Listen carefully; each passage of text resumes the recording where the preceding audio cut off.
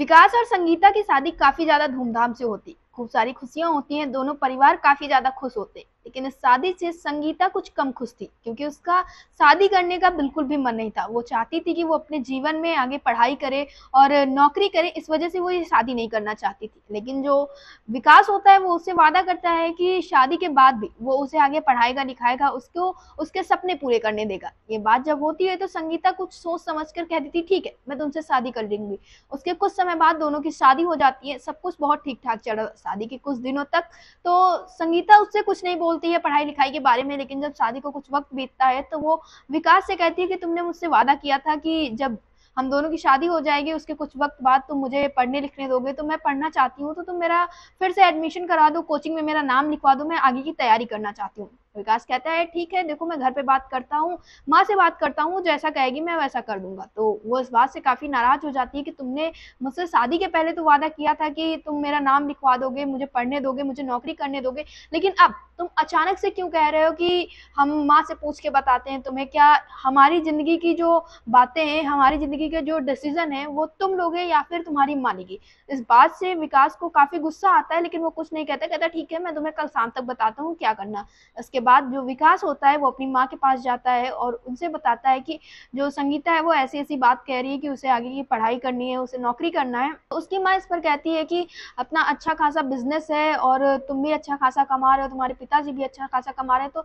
ऐसे में उसको पढ़ने लिखने की क्या जरूरत है, नौकरी करने की क्या जरूरत है, घर में रहे। या फिर अगर उसे काम ही करना है तो तुम्हारे साथ ऑफिस जाए, घर का काम संभाले, और जब घर में खुद का इतना बड़ा बिजनेस है तो दूसरी जगह पे नौकरी करने की क्या जरूरत है। ये सारी चीजें उसको कहीं ना कहीं कुछ समझ में आती हैं। तो वो जाके संगीता से अगले दिन कहता है कि ऐसा है, तुम मेरे साथ ऑफिस चल सकती हो, लेकिन हम तुम्हारा एडमिशन नहीं कराएंगे। क्या जरूरत है पढ़ने की, क्योंकि जितना पैसा मैं दूसरे एम्प्लॉयज को देता हूँ उतना तुम दूसरी जगह के काम करके भी नहीं कमा पाओगी। जितना पैसा हम दूसरे एम्प्लॉयज को देते थे, यहाँ पे तुम हेड बन के रहोगे, यहाँ के तुम मालकिन होगी। लेकिन ये सारी चीजें उसको समझ में नहीं आती और लगातार इस वजह से दोनों के बीच में काफी ज्यादा अनबन हो जाती है। जो संगीता होती है वो इस बारे में अपने घर वालों से भी बात करती है कि इसने मुझसे शादी के पहले वादा किया था लेकिन अब वो मना कर रहा है।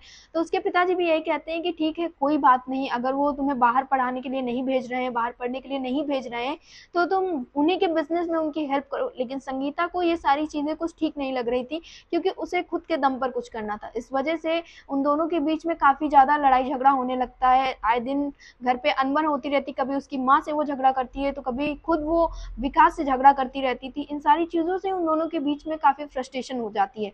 और एक दिन आखिरकार हर चीज हार कर जो संगीता होती है वो घर छोड़कर चली जाती है, और घर के जो थोड़े बहुत गहने थे और पैसे थे वो भी लेकर चली जाती है। पहले तो शुरू शुरू में उसके पास जब पैसे थे तो सारी चीजें उसे बहुत अच्छी लग रही थी, वो अपना कोचिंग में नाम लिखवाई, पढ़ने जाती थी। लेकिन एक वक्त के बाद उसे कोई भी नौकरी नहीं मिली और उसे पैसों की काफी ज्यादा जरूरत पड़ने लगी थी। उसे समझ में नहीं आ रहा था वो क्या करे। उधर जो संगीता का पति होता है विकास, वो उसको ढूंढने की कोशिश करता है, उसके घर परिवार वालों से बात करता है।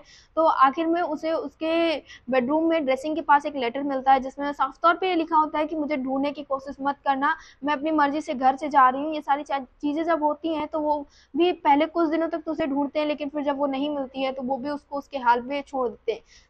अब इन सब चीजों के बीच में लगभग 8 साल हो गए थे इन दोनों को अलग हुए।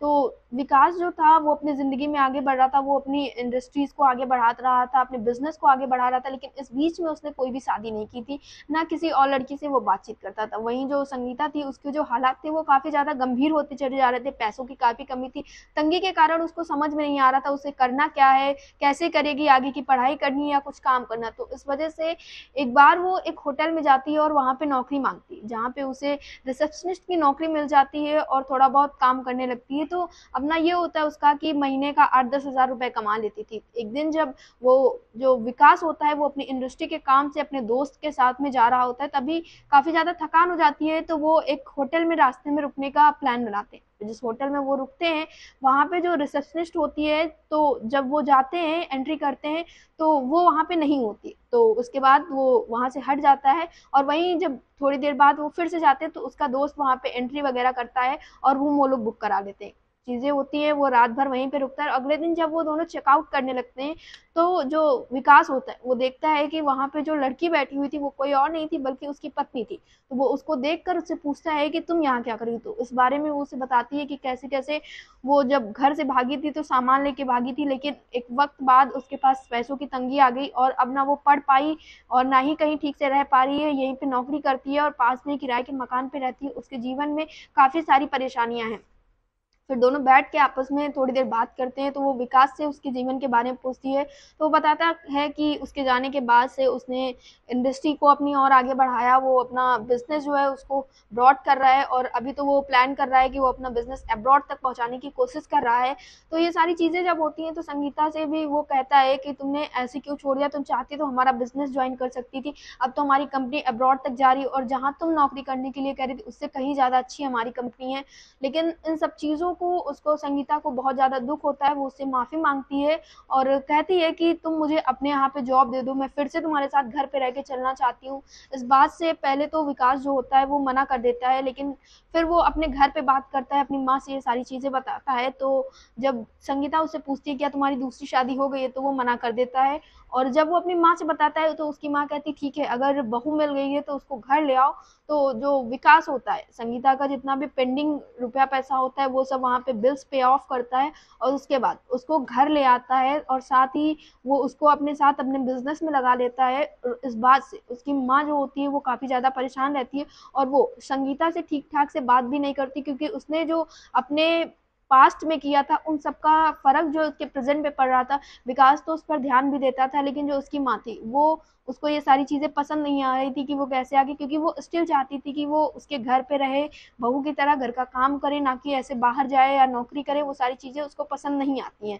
लेकिन फिर भी जब वो घर आ जाती है तो ठीक ठाक से सब पूरी फैमिली रहने लगती है। उधर जब उसके संगीता के परिवार वाले उसके घर पे आते हैं तो वो भी उसको काफ़ी ज़्यादा समझाते हैं। उसके बाद वो समझ जाती है और वो फिर से अपने ऑफिस को ज्वाइन कर लेती है और जो उसकी खुद के घर का बिजनेस था उसी को आगे बढ़ाने की कोशिश में लगी रहती है।